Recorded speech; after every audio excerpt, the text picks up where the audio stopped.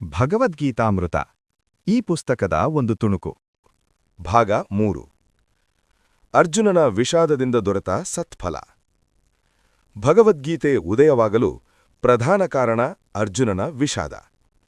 ಅರ್ಜುನನ ವಿಷಾದವು ನಮ್ಮೆಲ್ಲರ ವಿಷಾದವನ್ನು ದೂರ ಮಾಡಲು ದಾರಿಯಾಯಿತು. ಈ ಭಗವದ್ಗೀತೆಯು ಮನುಕುಲಕ್ಕೆ ದೊರೆತಿದ್ದರಿಂದ ಮನುಕುಲವೇ ಧನ್ಯವಾಯಿತು. ವಿಷಾದವು ವಿರಕ್ತಿಯನ್ನು ವೃದ್ಧಿ ಮಾಡುತ್ತದೆ. ವಿರಕ್ತಿಯು ಜ್ಞಾನಪ್ರಾಪ್ತಿಗೆ ದಾರಿಯಾಗುತ್ತದೆ. ಜ್ಞಾನವು ದುಃಖ ದುಮ್ಮಾನಗಳನ್ನು ದೂರ ಮಾಡಲು ಸಹಾಯಕಾರಿಯಾಗುತ್ತದೆ. ಆನಂದ ವೃದ್ಧಿಯಾಗಲು ಮಾರ್ಗದರ್ಶಿಯಾಗುತ್ತದೆ.